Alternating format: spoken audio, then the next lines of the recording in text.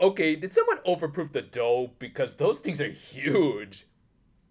Our dad or me, they just killed a bunch of Kirby's.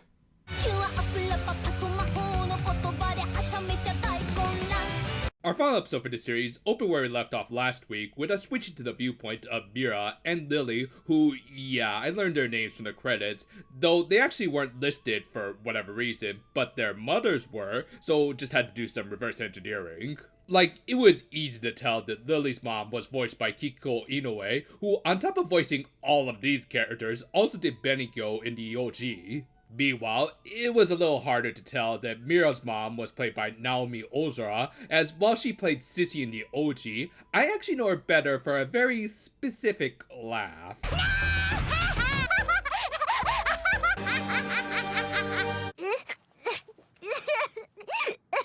And to top it all off, Mira and Lily had the opposite voices that you'd kind of expect, with the more Mirai-looking one actually having Liko voice and vice versa. And you might be wondering why I brought all this stuff up. Well, honestly, it's because I'm a bit of a dork when it comes to VAs, but also because there's just not much to talk about in regards to these characters.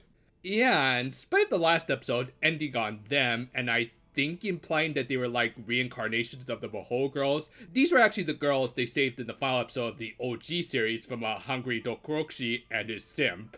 The Mahou girls were recollecting all of this, and somehow it was maintaining their consciousness in spite of Kronos freezing the universe.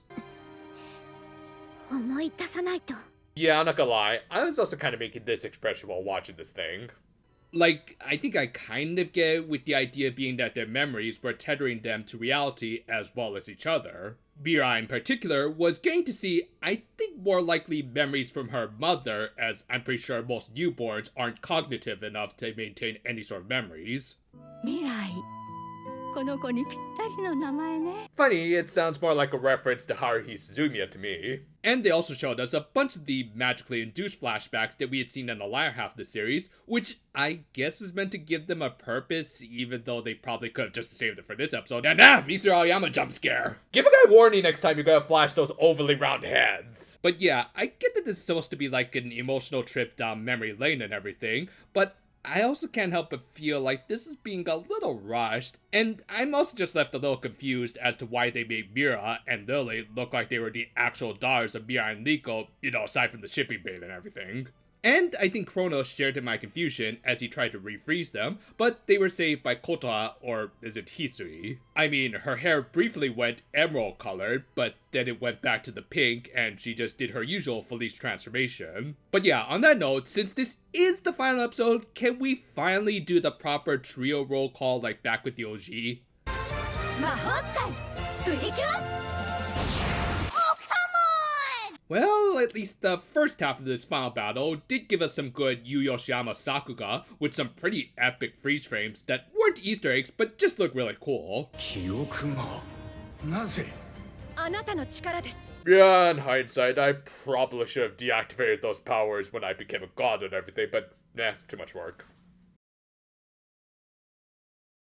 But yeah, unfortunately, as awesome as parts of this final battle were, I'm still just kind of left with my head scratching over some of these plot points that I don't think were explained all that well, or worse, just kind of went nowhere, like Yamo's sudden betrayal a couple episodes back. Yeah, after all this is over, they just kind of ignore the fact that he turned on them without any explanation, or at least hint that he might have been trying to help them in some way. Like, they could have connected him with those memories of Mira and Lily, as he did end up attacking them, but no, they just didn't show that part, so what was the point of his betrayal?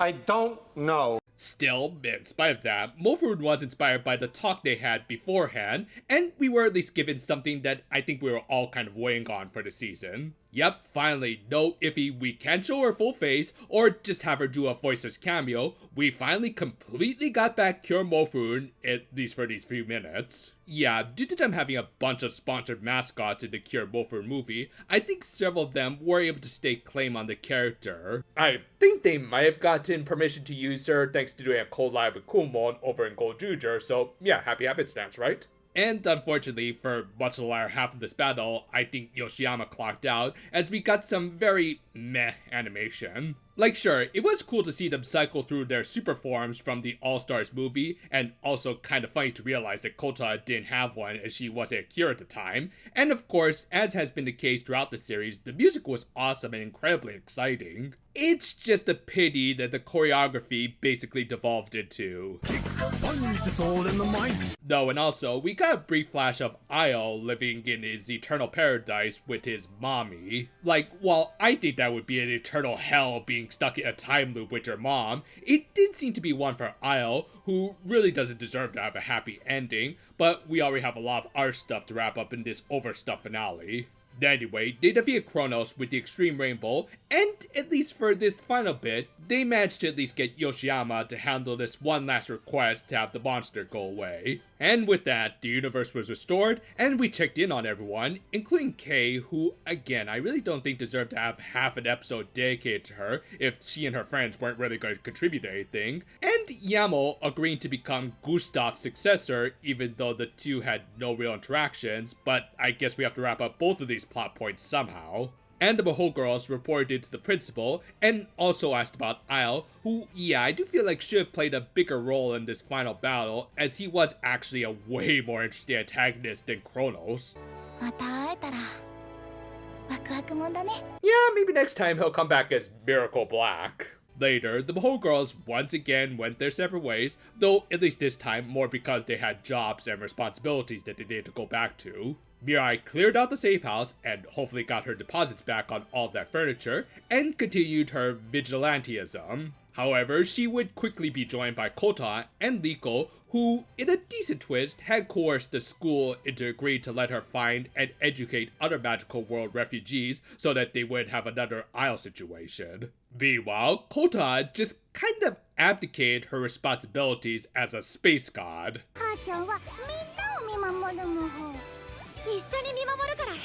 You just asked Monaco and Kota to cover for you, didn't ya? With that, the series ended with the Mahou girls reunited yet again, though I guess this time with the spirit of Hisui behind them. I don't know, just let the grown women dress in their school uniforms and let them have their core life crises. This ending, yeah, I'm not gonna lie, was kind of underwhelming. I mean, don't get me wrong, it wasn't bad or anything, but at the same time, it just felt like a typical Precure ending, especially after the insanity of that penultimate episode. I wouldn't be surprised if the writer of the show went in with his usual mindset that he was going to do a 4-core series and just couldn't consolidate his entire story down to just 12 episodes.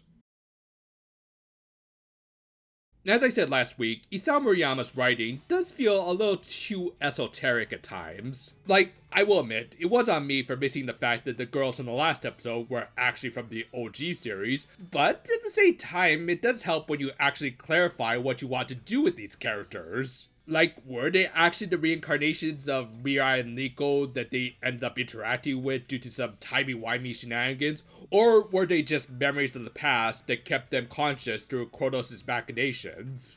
On that note, I can ask, why did they keep those magical flashbacks? Like, obviously it helped them in this final battle, but didn't Kronos give them those powers? So why not recall them after Isle finished his role in the story? And on that note, Isle just kind of got off scot-free, didn't he? Like, after all the damage he caused, he definitely did deserve a happy ending with his mommy. And then there were also the plot points that I don't think even really need to be plot points if they weren't going to go anywhere, like Kei and Yamo, especially if they were just going to take away from other plots. Like, I didn't mention it, but Sparta and Gamatsu somehow came back, even though I thought their transformations were only like temporary. I don't know, the more I think about it, the more I realize this final arc was just kind of all over the place. And the thing is, I did still like this finale, if only for the action scenes, Kyomofu's return for as brief as it was, and yeah, it was nice to see the Mahou girls get back together again, but when it feels like a series is just leaving things hanging, or at least not explaining it all that well, I have to point it out.